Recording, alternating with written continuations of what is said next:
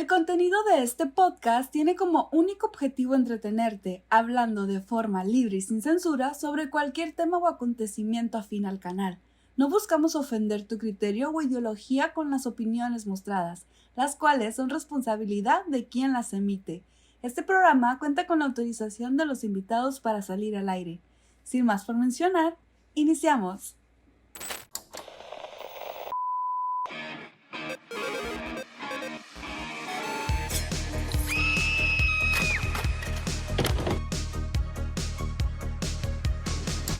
Muy buenas noches, Geek y Freak. Te saludo nuevamente desde un programa más que, a diferencia de los episodios anteriores, se encargará de indagar a modo de podcast sobre temas bastante recurrentes en el ámbito social, como música, arte, cine, teatro, videojuegos y mucho más. Quédate conmigo el día de hoy en una nueva sección titulada Charlando con un Geek de los 90. Iniciamos.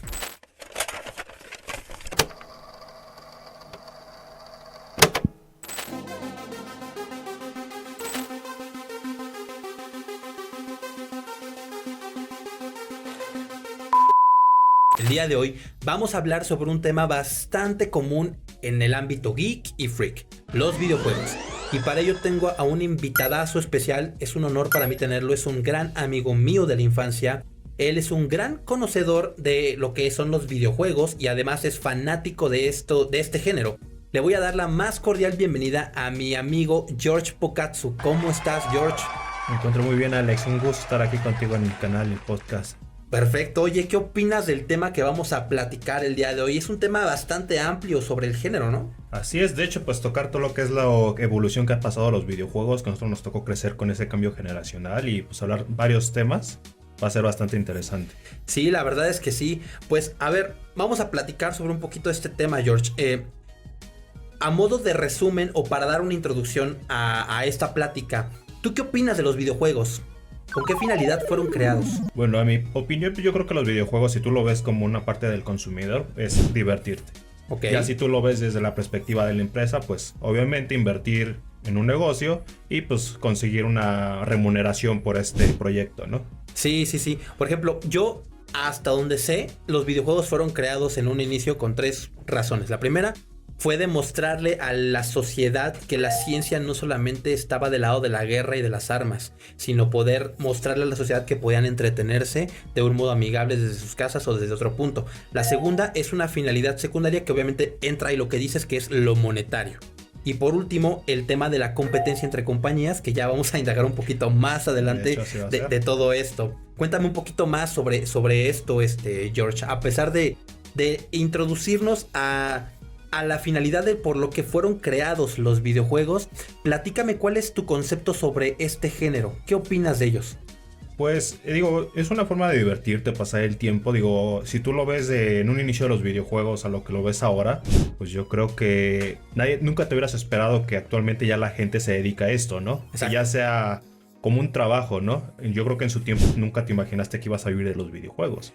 Sí, o sea, en una época diferente, digo, que se crearon en 1950, o sea, nunca pensábamos que se fuera a vivir de esto, al contrario, era una tendencia bastante marcada por una sociedad consumista en aquel entonces, cuando entran los años 60.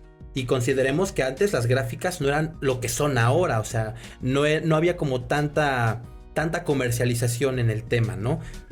Pues no, de hecho no, pues si estás de acuerdo que antes de que empezaran las consolas, yo creo que las primeras opciones que se fueron las arcades o las maquinitas como se conocen aquí en México o en Latinoamérica. Ok. Pues yo creo que pues empezaron con varios juegos, ¿no? Un ejemplo clásico pues, son los Galaga, un Pac-Man. Ya conforme va evolucionando esto, pues empezamos a tener ya consolas de sobremesa. Un ejemplo pues está lo que fue la consola de Atari.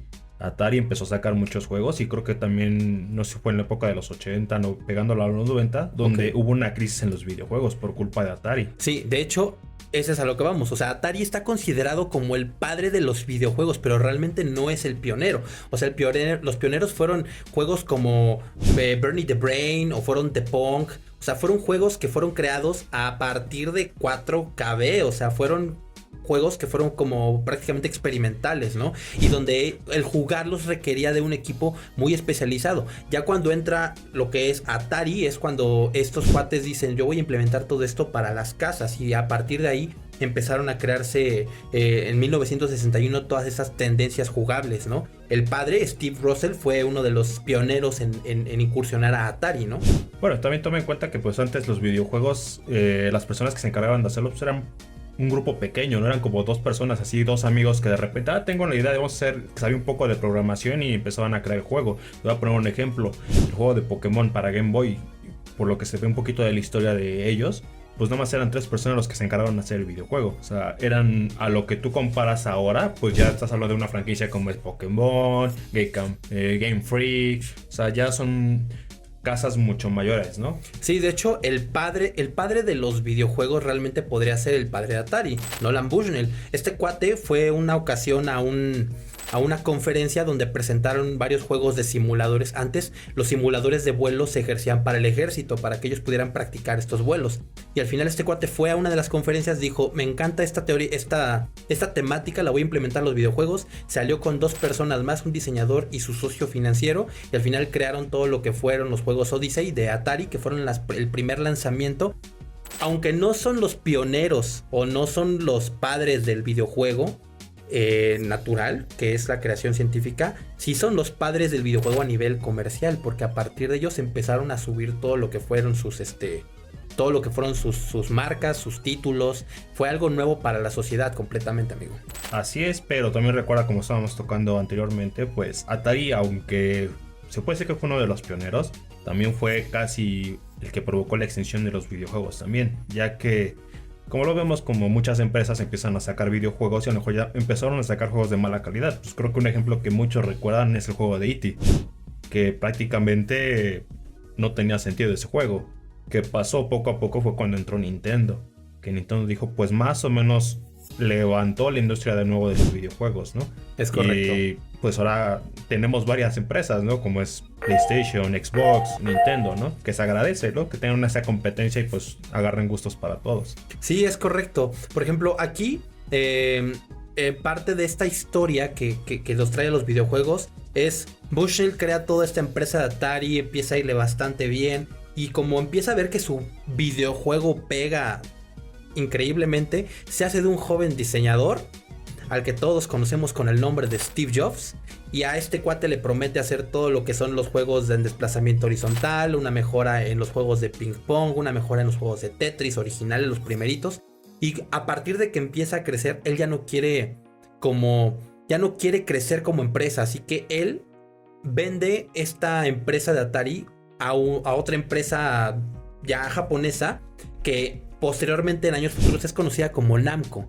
Y Namco lo que hace es empieza a sobreproducir los videojuegos, pero como el Steve Bushnell no quería hacer que todas las máquinas que se exportaran fueran americanas, dejó pasar un tiempo increíble, y aquí es donde surge Taito, que es otra empresa de videojuegos, que esa es la que da a conocer todo lo que son las Famicom y etcétera. Pero en el modo arcade, estos cuates le roban la idea a Namco y empiezan a crecer. Y esta empresa era organizada por el crimen de Japón, que eran los Yakuza. Entonces es un tema muy interesante, porque ni siquiera el mismo creador fue el pionero para explotar el género. Lo comercializó, pero al momento de hacer la venta a Namco, ocurre esta interacción de que alguien más le roba la idea, y eso despega un sinfín de videojuegos nuevos, cambios de jugabilidad. Por ejemplo, tú estarás de acuerdo conmigo en que antes lo retro eran videojuegos como Space Invaders, Galaga, exactamente, donde tú podías disparar con figuras geométricas a ciertos puntitos, y esa era tu jugabilidad. Y cuando se hace este cambio de juego, y cuando se hace toda este robo, por decirlo así, empiezan a surgir otras máquinas diferentes, y ahora ya no son triángulos, ya no son figuras geométricas, ahora ya son personas en modo de iconos, de bits. Ya empiezan a agregarle música a los juegos. Esto en el modo de arcade, que el arcade, como tú bien lo mencionas, originó todo esto de la cultura popular en los videojuegos. Así es, como dices, todos tuvimos la oportunidad de jugar a las maquinitas con nuestro crecimiento, pero que más nuestros padres, ¿no? Que les tocó más ese ámbito. Que Y a nosotros también. Sí, una parte, no tanto como lo jugaban en ese tiempo, pero sí nos tocó jugar muchos clásicos. Estás hablando que las consolas como el Atari, el Famicom, todavía el Super Nintendo son juegos que salieron en la época de los 80, que te gusta de nuestros padres. Sí. Que tuvimos nosotros, gracias a ellos, la oportunidad de jugarlos, ¿no? Yo me acuerdo que tuve la oportunidad de jugar el Mario Bros, ¿no? Antes de que me compraran mi primera consola, ¿no? Sí, es correcto. Entonces crecimos con eso, aprendimos de esos juegos viejos de 8 bits que apenas empezaban con música muy sencillita, de apenas unos pequeños tonos, ¿no? Que le daban vida a esos pequeños juegos, ¿no? Como tú dices, que eran polígonos. También estamos de acuerdo que es Pac-Man, ¿no? Como eran juegos muy sencillos, pero tenían su pequeño grado de complejidad. Sí, de hecho, algo que dijiste muy cierto al inicio de esta plática es que los videojuegos no iban a ser tendencia, o sea, realmente tenían el destino bien marcado en que iban a ser un fracaso total. Era una moda pasajera y eso se vino gracias a la crisis del videojuego, que fue organizada precisamente por Atari. O sea, Atari fue quien propició eso a raíz de juegos tan malos y a Atari ya no le preocupaba, lo único que le interesaba era vender juegos malos y en algún punto su producción se iba a parar. De hecho, se hizo una muy mala fama hasta que, oh sorpresa, ya cuando está muerto el tema del videojuego, entra otra empresa, un gigante que a raíz de su análisis de calidad y toda la producción que traía y sus criterios o procesos muy específicos que manejaban, salva este rubro. Y esto estamos hablando de Nintendo. Así es. Sí, ¿Quién te hubiera imaginado que Nintendo anteriormente se dedicaba a otra cosa, ¿no? Antes de entrar a la industria de los videojuegos, ¿no? Sí. Que se va, creo que era naipes y se dedicaba a maletas, ese tipo de cosas, antes de que fuera el monstruo que eso era de los videojuegos. No, estos cuates estaban muy cañones. Oye, y amigo, te voy a hacer una pregunta. ¿Tú cómo crees que han evolucionado los videojuegos desde que iniciaron hasta ahorita? Y vamos a enfocarnos en la división de retro contra actual. Pues yo creo que la evolución más evidente, yo creo que es los gráficos, ¿no? Yo creo que los gráficos es lo principal. Estás hablando de que empezabas con un juego de 8 bits a los gráficos que tenemos ahora, ¿no? Que pues ya son bastante reales, ¿no? Ya se toman capturas de movimiento, muchas cosas que se ocupan para las películas. O sea, ya es algo que tú ya ves, prácticamente es una película hecho videojuego. Sí. Antes pues no tenías esa oportunidad, ¿no? Pues serían más polígonos, con lo cual antes eran ambientes, como en un inicio, como tú lo dices, eran más ambientes más lineales, ¿no? Más en 2D, y actualmente pues ya tienes ese amplio que es que tienes para una aventura, ¿no? Un ejemplo, los RPG, ¿no? De mundo abierto, que ahorita actualmente hay muchos juegos. Sí, de hecho, por ejemplo, si nos vamos a la línea cronológica de los videojuegos, podemos decir que de los años 50 a los 60 todo era a modalidad de 4 bits. Únicamente empezaron con 4 bits. Los juegos básicos eran Space Invaders, Pong, todo lo que era Invaders, Galaga, Asteroids Adventure. Estos juegos que eran prácticamente, no tenían escenarios, no tenían un personaje fijo. No, pues de hecho, si te das cuenta, pues en esos juegos por lo regular lo que va llegando son los objetos, ¿no? Al punto donde tú estás con el jugador, ¿no? Sí, un ejemplo que es un Galaga, un ejemplo. Tienes a la nave aquí y conforme vas pasando el nivel, pues van apareciendo los monitos, ¿no? Sí, exactamente. Y aquí en estos juegos la jugabilidad, por valga la redundancia, es de una persona, máximo 2, si es que ya tenías un equipo súper especializado y tenías dinero para adquirirlos, ¿no? Y sobre todo, la jugabilidad eran o disparos o estrategia. Era lo único que te daba o te brindaba Atari con su primera generación y con la 2600, que fue después la que se siguió de largo hasta la crisis que tú mencionas.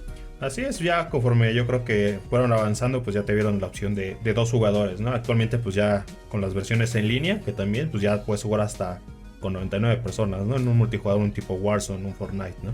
Sí, la segunda fase de esta cronología podemos decir que es cuando entra el gran salvador, que es Nintendo, y es donde entra Namco, la PC inclusive, en sus orígenes, cuando Steve Jobs y Bill Gates salen al mercado, y también entra lo que es Nintendo.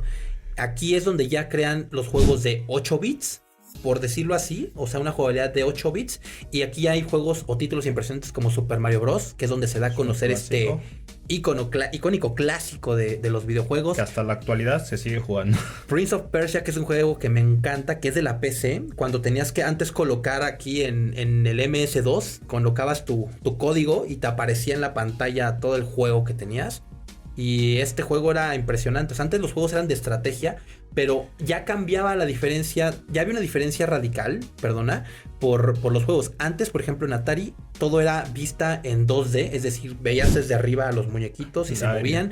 Y con esta nueva experiencia de los años 80, ahora la jugabilidad es que tu muñequito, tu personaje, ya va corriendo a modo de desplazamiento horizontal. Es decir, que ya vas abriendo caminos como si vieras en un corte al personaje. Va corriendo, va brincando, va abriendo secuencias. Prince of Persia, Mario Bros, Donkey Kong, por ejemplo. Y es aquí donde también entra el famoso Circus Charlie, que me encantaba ese juego. Es un juego clásico, la verdad. Que explotó mucho los colores y la tendencia de gama de matices de colores que manejaba Nintendo. Yo me acuerdo mucho de un juego que le gusta mucho a mi papá y tuve la oportunidad de jugarlo un poquito con él. Era el Bomberman. No sé si te acuerdas. Bomberman, exactamente. Bomberman era un clásico también de los videojuegos. De cuando empezaban, es como Circus Charlie, como tú comentas. ¿Qué otros juegos te recuerdas más o menos? No, pues, o sea, los clásicos, o sea, Circus Charlie, Donkey Kong. No sé si recuerdas un juego que había un juego de un pingüino. Que ibas, tenías que llegar a cierto punto. No me acuerdo. Que avanzaba. Ahora sí que tú tenías aquí el pingüino aquí en esta parte y iba avanzando, como que ibas patinando para llegar a cierto punto. No recuerdo el nombre del juego. No, sí, Jorge. Acabas de cumplir años y se nota que eres viejo por meses. No te preocupes, somos igual, no nos llevamos mucha diferencia. Aquí la jugabilidad en todo lo que entra por parte de Namco y de Nintendo ya es cuando ya hay controles optimizados. Ya es todo lo que prácticamente te habla de 2 jugadores, por decirlo así. Y aparte, pues los juegos ya aquí se amplían. Ya son estrategias, peleas, disparos. Ya no es solamente el clásico género western que te mostraba Atari o el género espacial, ¿no? Ya aquí hay más tendencia de jugabilidad. Sí, ya aquí ya se ampliaron un poquito más en las temáticas, ¿no? Aventuras, como dices, disparos. Ya hay un poquito más ¿cómo se dice? Más amplio la gama de videojuegos que podías jugar en ese tiempo. Fíjate que hay una época que a mí me encanta mucho. Obviamente tú y yo somos ya de esa época. Entramos en ese rubro, por eso el título del canal, charlando con un geek de los 90, porque a mí me tocó toda esa vivencia, ¿no?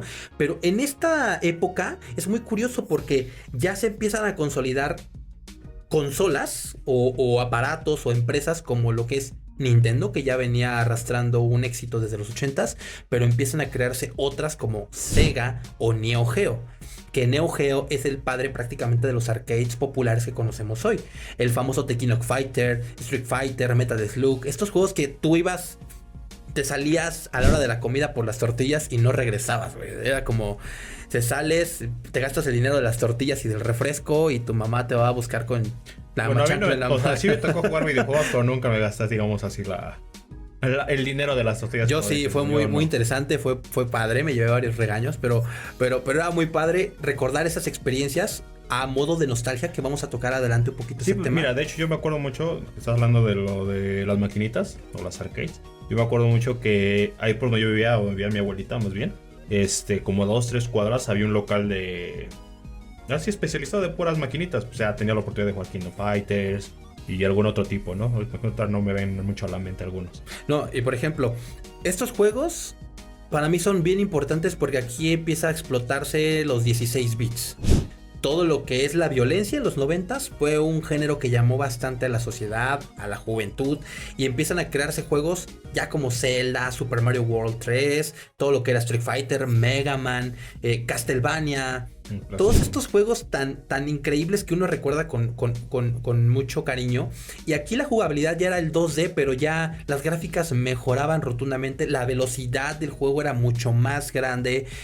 Ya había un error, una distancia de error menor entre lo que era el jugador, el cambio de botones, etcétera. Ya los aparatos ya estaban más consolidados, ya identificabas más lo que era una palanca que un joystick. O sea, estaba muy muy padre, y aparte podías jugar 2 personas ya seguro. Ya o te parabas en un arcade en la tienda o podías comprar tu consola directamente para llevártela a tu casa, aunque muchas veces los videojuegos que no eran arcades, que se trasladaban a las consolas, carecían de calidad, que fue lo primero que le pasó a Atari en su momento cuando quiso sacar en los 70s Pac-Man.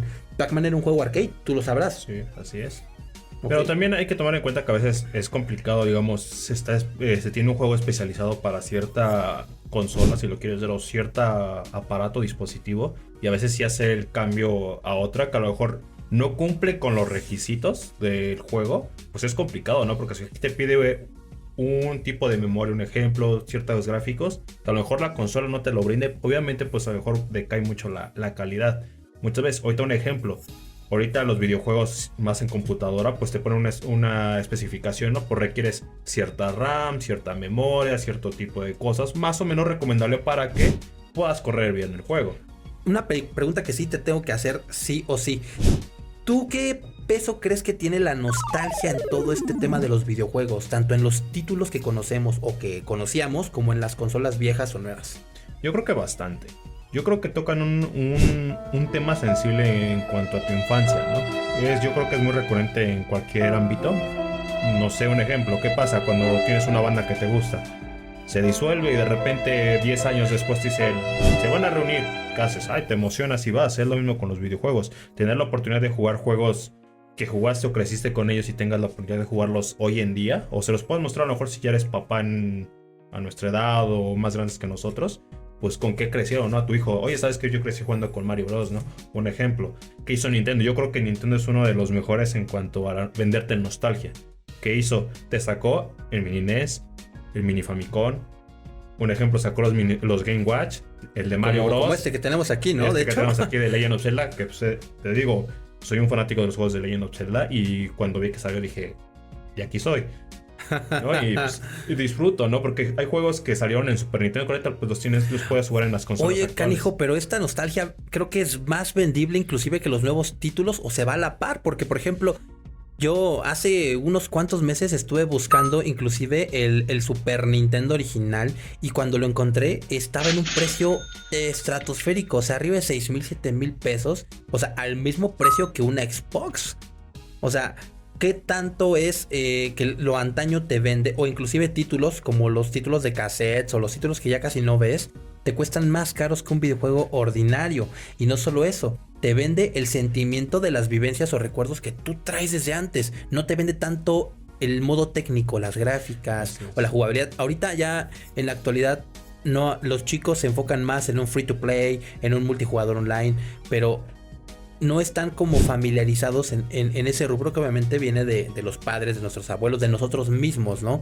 Es algo que a lo mejor a nosotros nos gustaría incursionar o enseñarles, sin embargo, pues no es el chip que traen, lamentablemente, pero la nostalgia creo que vende más para los grandes como nosotros. Mira, creo que ya lo habíamos tocado en alguna ocasión o platiqué contigo o a lo mejor con otro amigo.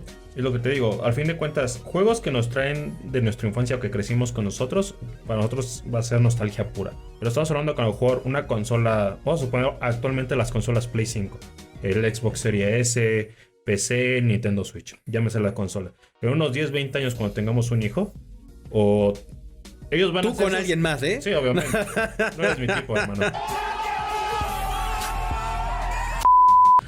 Obviamente, pues, ¿estás de acuerdo que esas consolas para ellos va a ser nostalgia? A lo mejor van a sacar un Play 20, un Xbox Series no sé qué, o un Nintendo no sé qué. En ese tiempo, pues para ellos jugar esos juegos que a lo mejor jugaron de niño en 20, 30 años, pues va a ser su nostalgia. Obviamente todo va cambiando y va evolucionando, ¿no? Es lo mismo que pasa con la música. La música, a lo mejor, que te va a decir un adulto, la música ahora, pues no le gusta. ¿Cuál es tu nostalgia, Jorge? ¿Qué juego es el que te llevas así adentro, que dices, este juego me marcó? O sea, si sacaran 1000 versiones de este juego, yo las compraría, o a lo mejor y no, pero es un juego que me marca. Bueno, yo de los juegos que puedo decir de mi infancia y que a lo mejor todavía logro consumir un poco, son los de Legend of Zelda, los Mario y los de Pokémon. Pokémon lo he podido la oportunidad prácticamente todas las generaciones. Mejor alguna que otra me ha saltado, pero te digo, son juegos que muy difícilmente a veces ya cambias, porque ya tienes ese que vas creciendo con él y va evolucionando gráficos, y digo, jugarlo desde el Game Boy, después jugarlo en Nintendo Switch, pues es algo que disfrutas, ¿no? Para mí, la nostalgia se encuentra en 4 grandes títulos, así te lo voy a poner. Doom, PC, obviamente, John Carmack, John Romero, ¿ok? Resident Evil, el primerito, creo que el primer juego es el que marcó a muchos por la historia, por las gráficas, por la trama, por la violencia que te mostraba. Crash Bandicoot es un gran título para los amantes del Sony, de PlayStation. Creo que es un título que sigue estando vigente, que se traduce como si fuera la copia de Mario, porque inclusive ha sacado versiones del kart que es prácticamente la misma copia de la tendencia, pero es tan original que tú lo disfrutas. Digo, ahora sí que cada compañía, que hubo una guerra, si no mal recuerdas qué pasó, Sega, Sonic, era la competencia directa de Mario Bros. A lo mejor cada quien tiene sus gustos. Digo, los juegos de Sonic también son muy buenos, como tú lo dices. Ya si te vas a lo mejor por consolas, pues vas a tener algunos que otros, ¿no?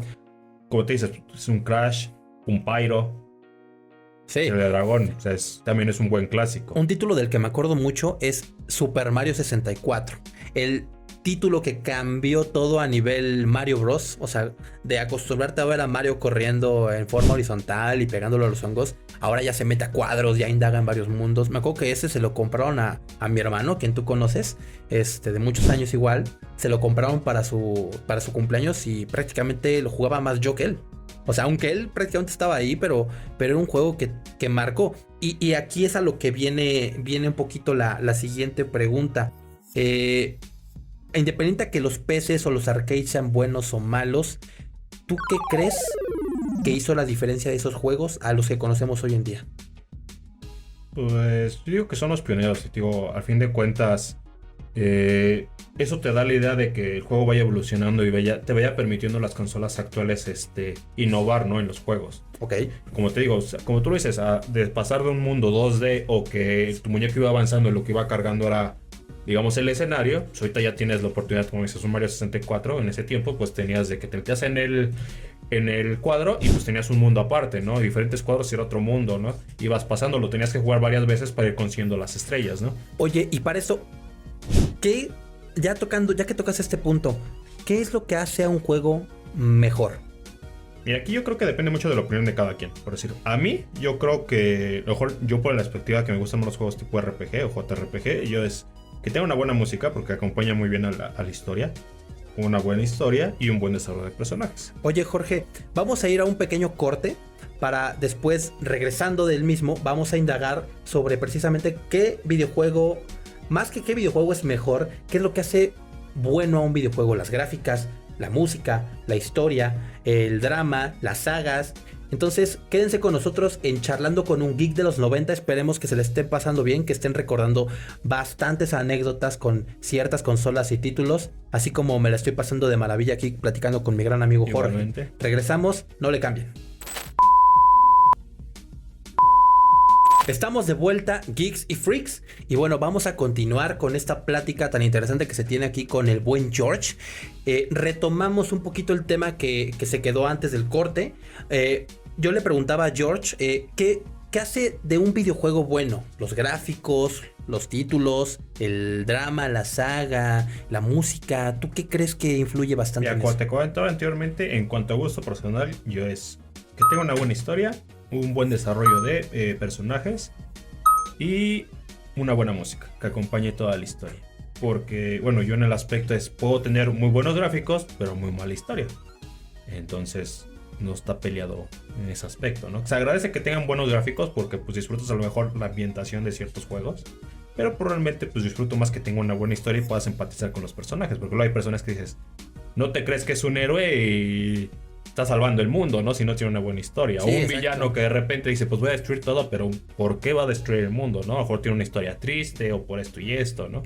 Fíjate que comparto mucho tu idea, pero en mi caso, por ejemplo, yo soy muy fan. O sea, para mí, los gráficos se van por la borda. O sea, puede ser un título que tenga gráficos de 4 bits y sea interesantísimo. No tanto por el tema de la nostalgia, sino por el tema de la jugabilidad.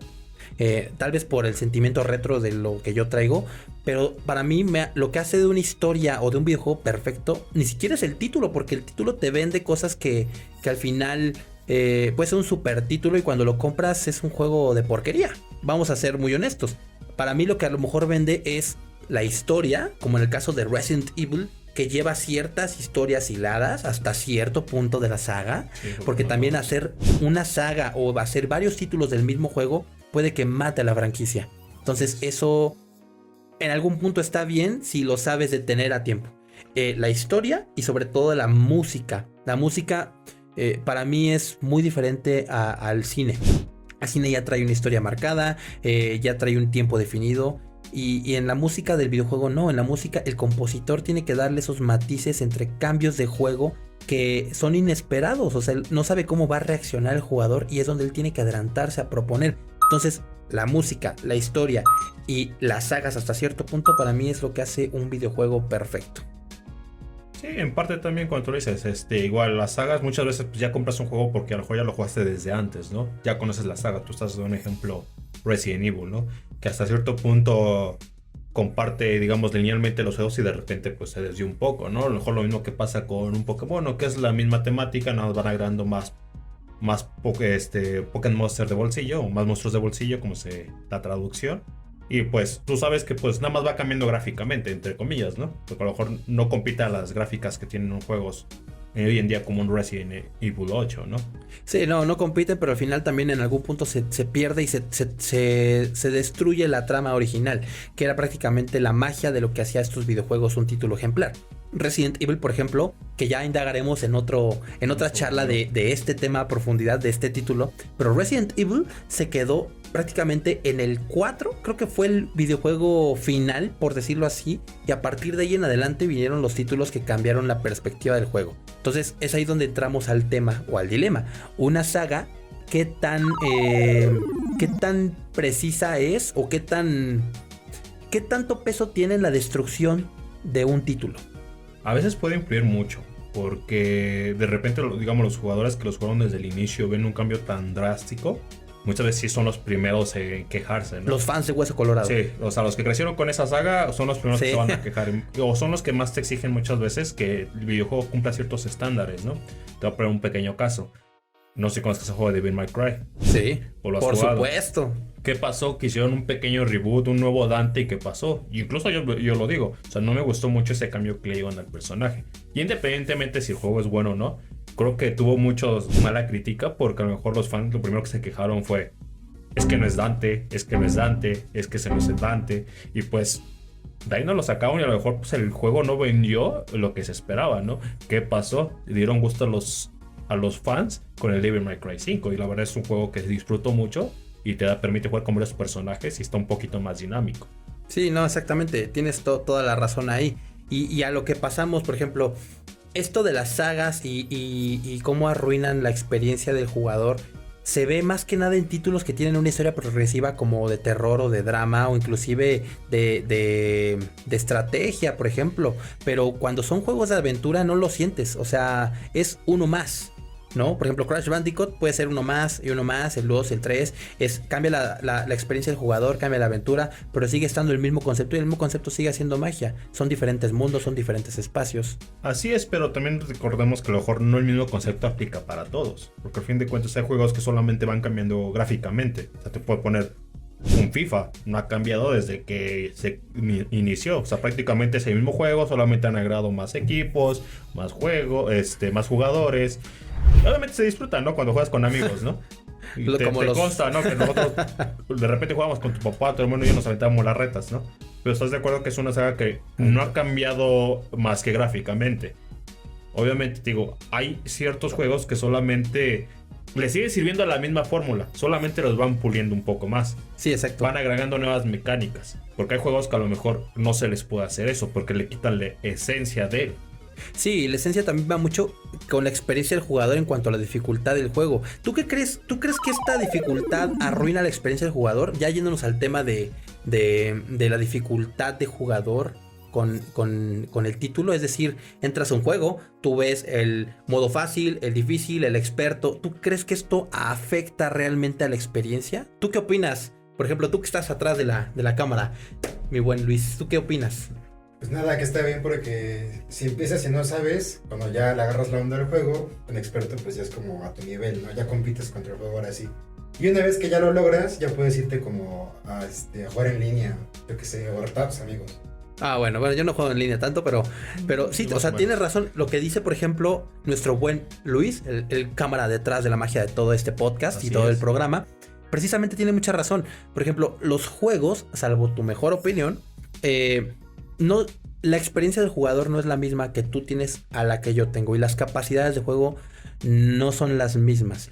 Si nos vamos a los juegos retro, retomando un poquito ese tema, era antes muy diferente, canijo. O sea, tú ponías un modo fácil y si había puzzles que tenías que resolver, tenías que pensarle estrategias, pero al final los resolvías.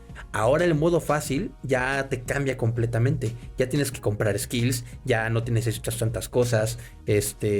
Ya la jugabilidad te cambia. Un juego te puede durar 30 minutos cuando en otro modo dificultad avanzada te cuesta 2 horas en pasarlo. Así es. Mira, yo creo que la dificultad se puede ver mucho en los juegos antiguos, porque si te das cuenta, antes no tenías ese famoso checkpoint guardado en cierta parte del juego, ¿no? Antes, ¿qué te pasaba? Te daban 3 vidas en un juego, un ejemplo Contra, 3 vidas, y conforme hicieras puntos te daban otra. O ahí donde existe el código Konami, ¿no? Que te daba unas ciertas vidas. Que prió en muchos juegos, ¿no? Que metías ese código y te daba un poquito más vidas o te daba otras cositas. Sí, es pero, correcto. como te digo, o sea, tenía esa dificultad, ¿no? Que muchas veces esos juegos de arcades, muchos tenías que aprender el patrón. Porque si no te aprendías cómo salía de repente cierto mono, cierto jefe, cómo se movía, no salías de ahí. Hay ciertos juegos todavía actuales que tienen esa misma mecánica, pero a lo mejor no todos los jugadores les gusta, porque hay muchos que a lo mejor se frustran en ese jefe. Y digo, de repente a mí me pasa que luego estoy jugando y ciertos juegos así que de repente el jefe ya lo vas a vencer y de repente te distraes y va de nuevo, ¿no? Y te puedes tardar un día, horas, semanas. Eso es lo que cambia, ¿no? Actualmente, pues, yo soy de las personas que juego el juego en modo normal. Lo disfruto y ya posteriormente, pues, ya lo juego en otras dificultades, ¿no? También no es estar pariendo chayotes, en el aspecto de que no puedo pasar el juego y lo terminas arrumbando ahí en el rincón, ¿no? Exacto, no, pero algo de lo que, y a lo mejor ustedes, chicos, no me van a dejar mentir, algo que hacía mágico los títulos, lo digo, opinión personal, digo, cada quien tiene su criterio, siempre lo he dicho en este programa, pero a criterio personal, los juegos retro siempre han hecho una diferencia enorme. Deja tú de la nostalgia, pero la experiencia del jugador. Por ejemplo, tú jugabas en un modo normal y sí había de repente cierto glitch, mods, como se le conoce, passwords, contraseñas que te ayudaban, pues a lo mejor a mejorar un poquito el ambiente o la accesibilidad del juego, que no es lo mismo como mejorarte o facilitarte el juego. En este caso, por ejemplo, un password te daba a un personaje más alto, te cambiaba de ropa, no sé, hasta ahí. Pero fuera fácil, mediano o difícil la dificultad del juego, precisamente, o la modalidad de juego, tú, si no lo pasabas, tenías que darte de topes hasta que lo pasaras. Sí o sí era que tú tenías que pensar estratégicamente cómo darle la vuelta a esa situación. Ahorita ya no se ve eso. Ahorita, precisamente con una modalidad fácil, es muy fácil entrar al siguiente tema, que son prácticamente las microtransacciones, donde ahora tú ya puedes hacer compra de equipos, compra de mods, compra de skills, compra de todo para poder avanzar ese siguiente nivel, y le impiden al jugador poder pensar. Así es, como tú dices, a veces también influyen mucho, ¿no? Y más yo creo que en los juegos multijugador, que son de jugar con muchas personas, que es como se conoce el pay to win, ¿no?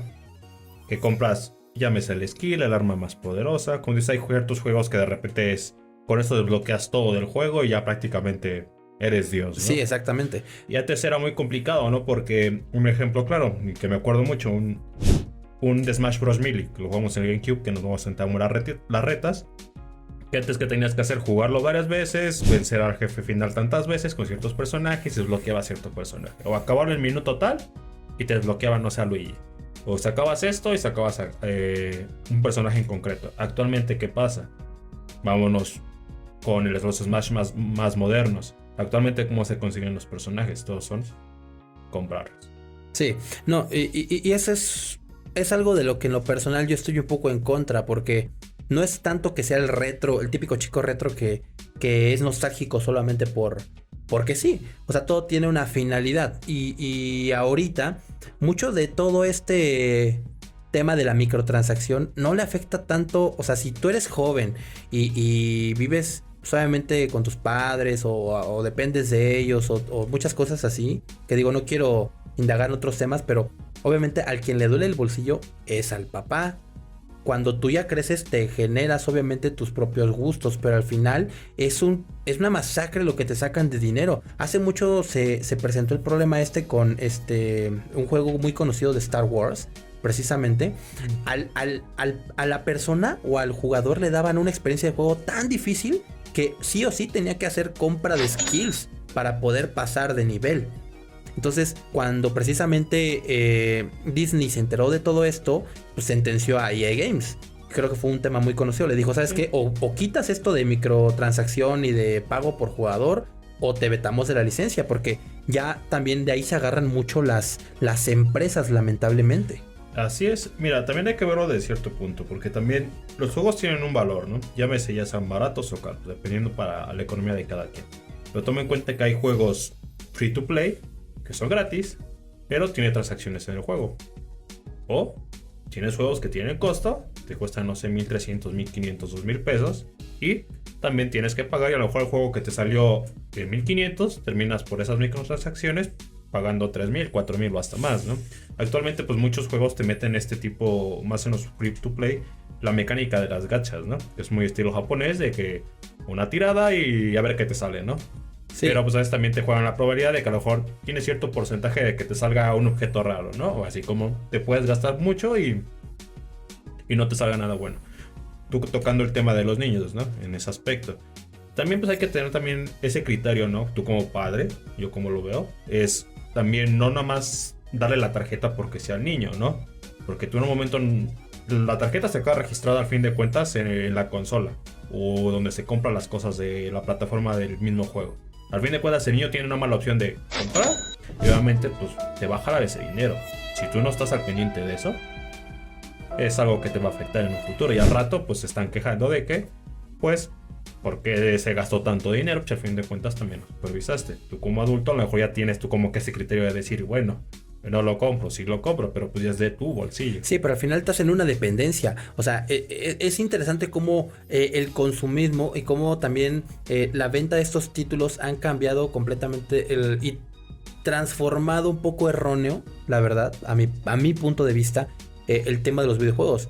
Antes tú podías jugar, te dabas de topes y lo pasabas, y es prácticamente lo que tiene la desventaja que tiene una PC a una consola. En la PC se presta mucho a ese tema de microtransacciones, se presta mucho al tema inclusive de los hackers, por el tema de que tú tienes que, para descargar un juego, tienes que bajar ciertos programas, tienes que tener cierta memoria y capacidad en tu tarjeta gráfica, etcétera. Cuando tú compras una consola es muy diferente, porque ya te adaptas a las necesidades del juego, y aunque sí hay actualizaciones, no es como tan marcado como en una PC. Y sí, precisamente esto para mí arruina un poquito la experiencia del jugador. Y también esto nos adentra a otro tema. Cuando te vuelves dependiente de las microtransacciones, empieza la violencia en los videojuegos hasta cierto punto. ¿Tú qué opinas de este tema? Mira, yo creo que en todos lados va a haber gente que se pone muy intensa en videojuegos. Eso te puede tocar mucho en los multijugadores. Que luego te toca con niños, ¿no? Que luego de repente los niños se ponen muy intensos, ¿no? De que avientas el control, ¿no?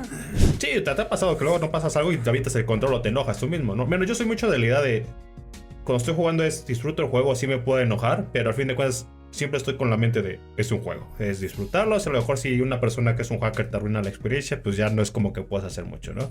En el aspecto, pues ya si juegas un Warzone, eso, pues nada más denunciarlo pues, para que lo baneen, ¿no? Pero al fin de cuentas siempre regresa. I'll be back. Sí, con entonces, un target nuevo, ¿no? Siempre sí, regresa. Exactamente, ¿no? Entonces... ¿Ya te han baneado a ti o...? No, a mí nunca. Solamente mensajes así.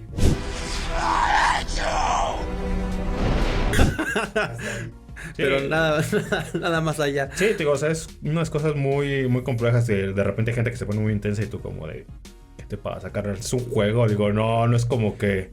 Hay gente bueno, que se dedica profesionalmente, a lo mejor se puede poner intensa, ¿no? Pero pues al fin de cuentas es un juego, no va a abordar más. También recuerda, pues a lo mejor los juegos, independientemente de la violencia, pues es un juego, es mero entretenimiento. Así como hay series o películas sangrientas o de masacres o X o Y. Así como en las películas hay clasificaciones, los videojuegos también los tienen. Sí, digo, es que esto también ya está muy marcado desde hace muchos años. Y siento que está muy satanizado. Resident Evil. El mal te posee. Mucha gente ha dicho que la violencia en los videojuegos es producto precisamente de las gráficas, de los colores. Antes decían que Pikachu era maldito y que y que era cosa del diablo. Pikachu, el dios de la reencarnación.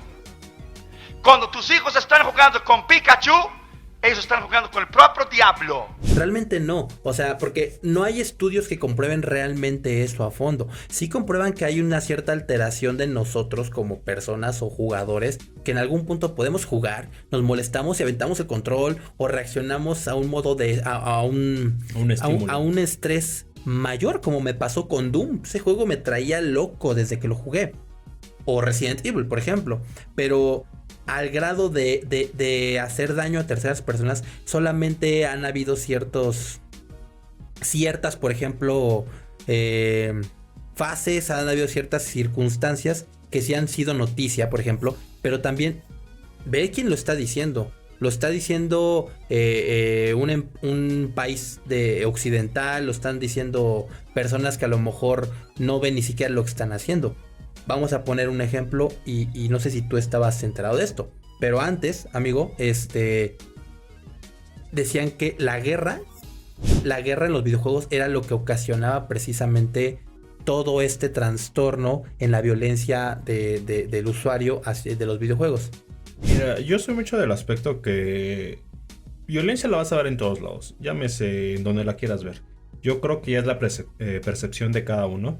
Digo, porque tú sabes que es un juego, es fantasía, como le quieras ver. Digo, yo sé que a lo mejor hay algunos que se lo creen mucho más o no. Y a lo mejor sí les da por intentar ese tipo de cosas, ¿no? Pero al fin de cuentas es un videojuego. No le puedes echar la culpa a cómo está un país o llámese quien sea a algo, ¿no? Porque siempre van a encontrar algún culpable, alguna forma de justificar el acto que se pasó, ¿no? Si pasó un accidente de tal cosa, a lo mejor le van a echar la culpa a alguna serie, o a alguna película, o a un videojuego. Al fin de cuentas siempre van a buscar un culpable y no ver la raíz del problema, ¿no? En sí. Conclusiones. ¿A qué conclusiones podemos llegar generales sobre el tema de los videojuegos? Bueno, yo como conclusión final te puedo decir que disfruten los videojuegos, al fin de cuentas es la finalidad. Va a haber muchas personas que a lo mejor se dedican también a lo que es el streaming, que actualmente hay mucho de videojuegos. Disfrútenlo. Al fin de cuentas los videojuegos están hechos para entretener. Los disfrutes ya sea con un amigo, individual, en familia.